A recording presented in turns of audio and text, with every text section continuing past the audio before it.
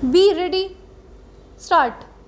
Sir, it is but right and proper that the President should have devoted a considerable part of his address to the Chinese invasion and the far reaching consequences flowing from it. Those consequences have led to some very hard thinking in the country. This hard thinking, while it has confirmed us in our basic political, economic, and social beliefs, has also destroyed some illusions which we cherished in our simplicity. And above all, this hard thinking has brought home to us the need to do things that we need today with a far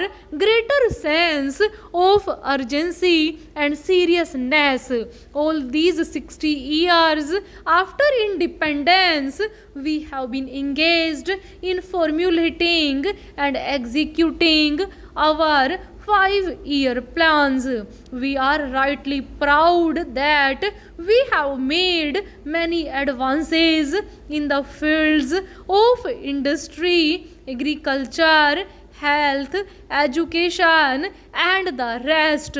We can also take some legitimate pride in the fact that the fabric of democracy is sustained by us, while in many newly freed countries it has collapsed or is showing signs of collapsing. It is no joke that in a vast populous country like India, with its poverty, widespread illiteracy, and many other weaknesses that we had inherited from the past, we have been able to make successful experiment in this most difficult of all forms of government. We have many failings, but we have some virtues which have enabled us to succeed in this field. But are we sure? Are we confident of the future? All I can say is that we dare not to be complacent or overconfident. We see that there are many new stresses developing in our economy. Some of these new stresses are the result of development itself, and these stresses can overturn the structure of democracy unless we are careful, vigilant, serious, and earnest. Now we should like to know whether the seriousness is in evidence in all the innumerable activities that are going on in the country. What, after all, is a 5-year plan? It is these various activities, economic, social, and cultural, that are going on in the country. It is true that in the first 10 5-year plans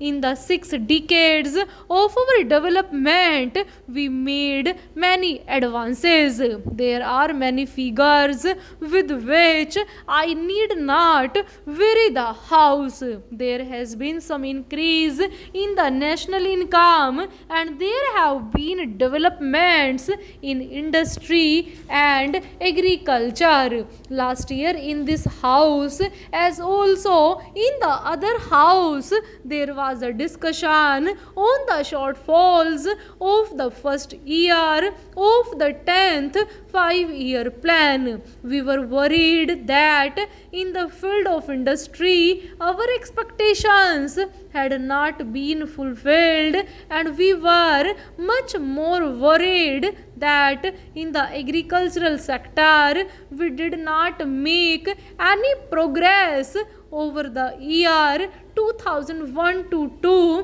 which was the last year of the ninth 5-year plan. Now, as a result of many steps that we took, many measures that we adopted, we have reasons to feel that in the matter of steel, transport, and coal, some of our difficulties have been overcome, and we are likely to achieve substantially the targets that we have fixed for the 10th 5-year plan. But our agriculture presents a depressing picture. We do not have detailed figures before us.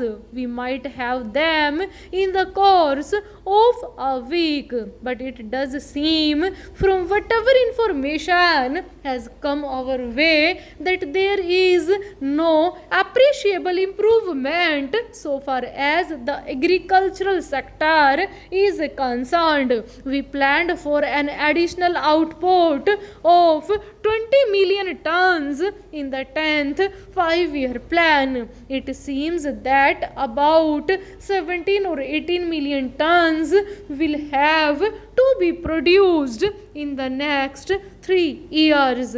What does this mean? It means that we will have to make a very serious effort in order to be able to achieve a substantial part of this target, and we have to look to the reasons as to why it is that there is a failure in this vital sector. We have introduced many revolutionary measures in our rural economy. We have had land reforms. We have had a widespread network of the cooperative movement. We have had panchayats, and we have had the community development projects in almost every part of the country, and we have invested a great deal in all these experiments.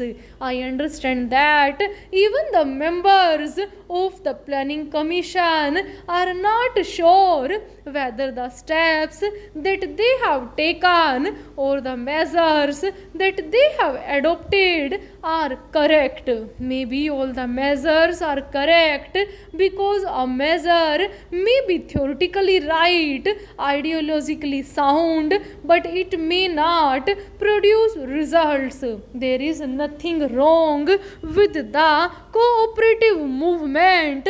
There is nothing wrong with the panchayat system. They are all very good. We need them, but it does not mean that because they are good, they will produce results.